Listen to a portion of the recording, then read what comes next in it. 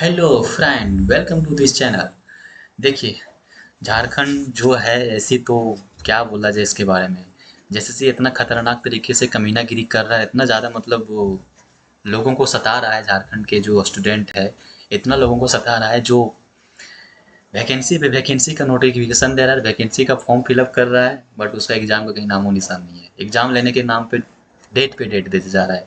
इतना तारीख को डेट लेंगे, इतना तारीख को, मतलब बस डेट दे रहा है, बट एग्ज़ाम लेने के लिए इसके पास हिम्मत ना है, ना इसके पास औकात है, ना इसके पास पैसा। जब खत्म होता है तो स्टूडेंट से मांगने के लिए फॉर्म निकाल देता है। ये इसका रवैया आजकल के जिसमें चल रहा है। आप लोगों को पता होना चाहिए कि जैसे जो एग्ज़ाम जैसे का जो मेन एग्ज़ाम जो है, जैसे जो एग्ज़ाम लेता है सचिवालय वाला, उसका एग्ज़ाम जो है सो 2019 में आया था। अभी तक उसका एग्ज़ाम लिया नहीं। एक बार एग्ज़ाम लिया था जिसके कारण पेपर लीक भी हो गया वो था, जिसके कारण फिर से एग्ज़ाम को स्थगित कर दिया गया और फिर से एग्ज़ाम देने के लिए बोल दिया गया, जो अभी तक हुआ नहीं है। और इसका भी नोटिफिकेशन आप लोग देख ही होंगे, नोटिफिकेशन भी इसका आ गया है। ठीक है, आप लोग देख लिए होंगे। बट इसका एक और नया वैकेंसी आया हुआ है जो स्टेनोग्राफर के लिए, सबों के लिए नहीं है। जो स्टेनोग्राफ का कोर्स किया है बस उसी के लिए है। ठीक है, अगर आप स्टेनोग्राफर कोर्स किए हैं तो इस फॉर्म को आप बिंदास भर सकते हैं। और इसका एग्ज़ाम बहुत टफ नहीं होता है, बहुत एग्ज़ाम आसान होता है, क्योंकि सबों के पास स्टेनोग्राफर क्वालिफिकेशन नहीं होने की वजह से लोग इस फॉर्म को भरता है, ज़्यादा सिलेक्शन हो जाता है। बट क्या करें, सिलेक्शन होगा तभी जब आप गवर्नमेंट एग्ज़ाम लेगी तभी तो। बट एग्ज़ाम लेने के टाइम पे तो ये लोगों को सिर्फ नोटिफिकेशन देते रहता है। देखिए, इसके बारे में थोड़ा समझिए। स्टेनोग्राफ का जो आया हुआ है, सबसे पहले इसका परीक्षा शुल्क जो रहने वाला है वो 100 रुपये होने वाला है जनरल कैटेगरी के लिए। ठीक है, अगर आप SC ST में आते हैं तो आपको 50 रुपये लगने वाला है। ठीक है, दूसरा पहला मतलब दूसरा जो चीज़ बताया ये बताया इसमें। उसके बाद इसमें जो रिक्तियाँ रहेगा, मैंने इसमें जो वैकेंसी का डिटेल पूर्वक दिया गया है वो 554 दिया गया है।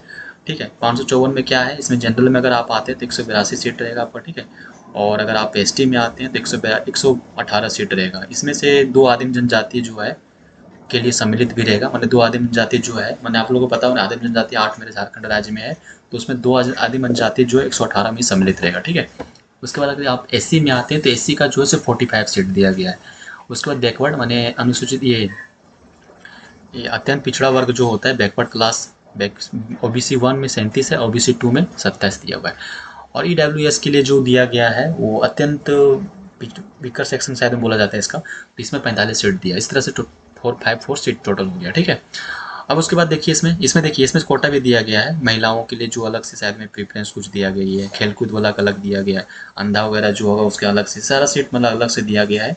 मतलब टोटल पर मतलब इसमें टोटल पर उन लोग फाइट करने वाले। ठीक है ना, तो इस तरह से इन लोग का सीट दिया गया है। ठीक है, मतलब जो शारीरिक रूप से जिसका प्रॉब्लम होता है उसका सीट के बारे में सब दिया गया। ठीक है, आगे बढ़ते हैं। इसमें वेतन जो इसका होने वाला है, ये सचिवालय का पोस्ट है, तो इसमें जाहिर सी बात है वेतन तो अच्छा खासा होता है। 25,000 से स्टार्टिंग है, लेवल 4 रहेगा। तो इसका मतलब ये आपका जो मतलब वेतन जो रहेगा, सैलरी जो रहेगा, जोड़ जाड़ के कितना चल जाएगा, तो आपका 40,000 तक जाने वाला है। ठीक है, लास्ट जो है 81,000 तक, मैंने 40,000 स्टार्टिंग में 81,000 तक जाएगा। ठीक है, उसके बाद इसमें जो शैक्षणिक संस्था मतलब शैक्षणिक जो बोला है, मतलब कितना क्वालिफिकेशन आपके पास होना चाहिए, तो आपके पास संस्थापन के द्वारा मैंने कोई भी महाविद्यालय यानी BVU से आपका स्नातक होना जरूरी है। कि जैसे कि अधिकतर फॉर्म में जो स्नातक होने की ज़्यादा रखा जाता है, तो स्नातक होना जरूरी है आपके साथ। उसके साथ में आपको ये स्टेनोग्राफ का डिग्री होना जरूरी है। ठीक है, ऐसे बोला नहीं है, डिग्री का मतलब सर्टिफिकेट आपको वहाँ पे दिखाना नहीं, बस आप लोग का एग्जाम जो लेगा उसमें आपको करके दिखाना पड़ेगा। ठीक है, वो उसमें दिखाना पड़ेगा आपको। ठीक है, ये सारा इसके बाद खेल कूद के बारे में बताया गया। खेल कूद में अगर आप मतलब आप लोग ओलंपिक में भारतीय तरफ से लड़े हैं, मतलब द्वितीय तृतीय स्थान आए, उसके बारे में बताया। झारखंड ओलंपिक में प्रथम स्थान, ये सब इसके बारे में बताया गया। ठीक है, उसके बाद इसमें जो आयु सीमा बताया गया है, मैक्सिमम जो है 21 साल रहेगा। ठीक है, आयु सीमा जिसमें रहेगा मैक्सिमम 21 साल रहेगा। और उसके बाद छूट भी दिया गया है। ठीक है, तो अनारक्षित अगर आप हैं, मतलब जनरल कैटेगरी में आते हैं और EWS आर्थिक कमजोर वर्ग में आते हैं, तो आपको 35 साल दिया जाएगा। ठीक है, उसके बाद OBC 1 में अगर आते हैं और OBC 2 में अगर आते हैं, दोनों पुरुष की कैटेगरी बोल रहा है। ठीक है, OBC 1 OBC 2 पुरुष के लिए तो 37 साल रहेगा।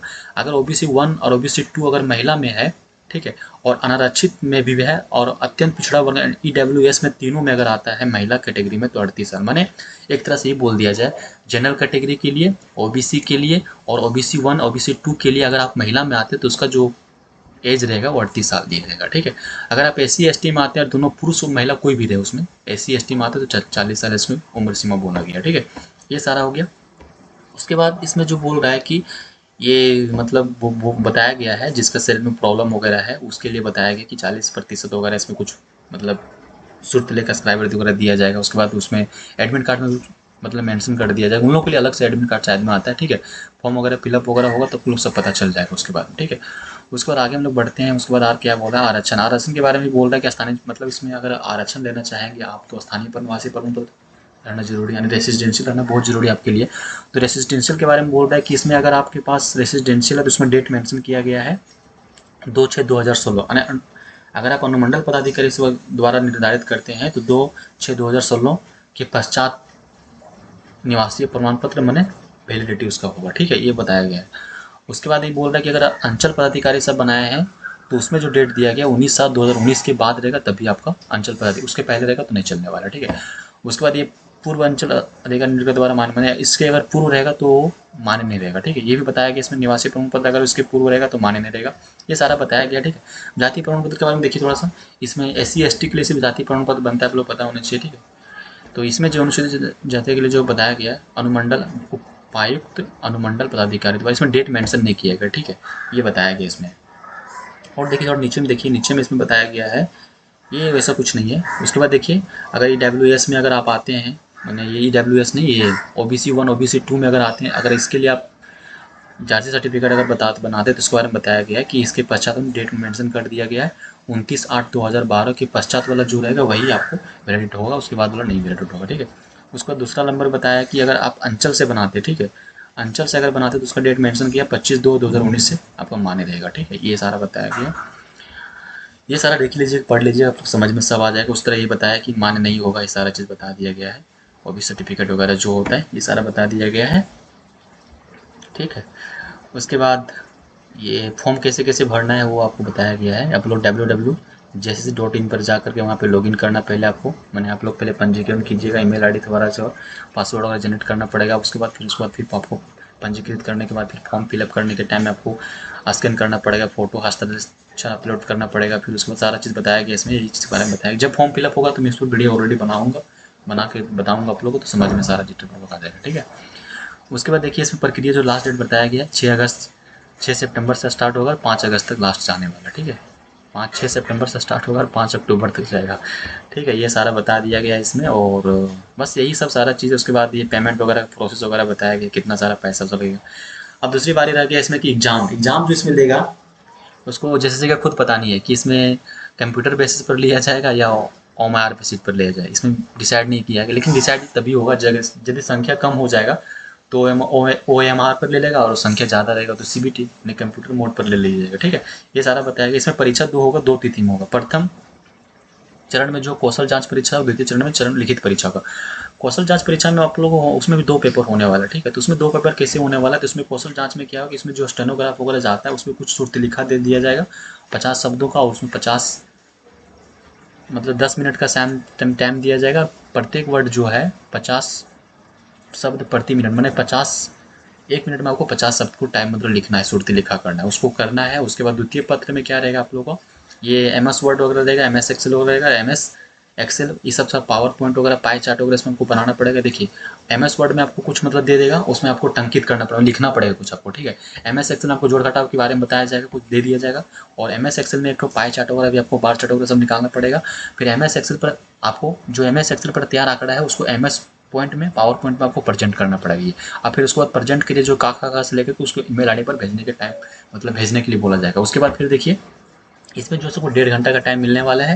ये सारा टाइम मतलब आपका कौशल जांच जो पेपर 1 पेपर 2 होगा इस तरह से खत्म हो जाएगा। उसके बाद द्वितीय श्रेणी में जो लिखित पेपर होगा उसमें से जो जनरल कैटेगरी में जिस तरह जनरल में होता है सबका एग्जाम उस तरह से लिया जाए, 3 घंटे एग्जाम होगा। उसमें से हिंदी भाषा होगा, अंग्रेजी भाषा, सामान्य अध्ययन और तुर्क माने ये GS क्या बोलते हैं मानसिक क्षमता जाँच ने, हाँ मानसिक क्षमता मैंने रीजनिंग वगैरह हो जाएगा। खैर मैथ इसमें दिया नहीं है क्या, नहीं मैथ ही मानसिक क्षमता मैथ ही रहेगा, ठीक है। ये सारा दिया गया है, ठीक है। 75 अंक 75 मैंने सभी 25-25 अंक के रहेगा, ठीक है। उसके बाद ये जो होगा ये पेपर 1 होगा। पेपर 2 में इसमें जो रहेगा आप लोगों को जिस भाषा के लिए मतलब आप सक्षम हैं उस भाषा के बारे में, जैसे आप लोग कोटा से हैं, जितना सारा झारखंड में जो भाषा है हिंदी से, कोटा से, पंचपरगनिया से, करमाली वगैरह जो सारा भाषा उसा होता है उस भाषा के लेवल के आप लोग द्वितीय पत्र रहेगा। ये सारा आप लोग का इस तरह से होने वाला है। आई होप आपको बढ़िया तरीके से समझ में आया होगा। तो यही इसका वैकेंसी हो गया। ठीक है, सारा डिटेल मैंने आप लोगों को पूरा समझा दिया। जब इसका वैकेंसी आएगा, जब स्टार्टिंग होगा, तो इसमें मैं ऑलरेडी वीडियो बना दूंगा। तो आज की वीडियो खत्म करते हैं। वीडियो कैसे कमेंट बॉक्स में करके बताइएगा।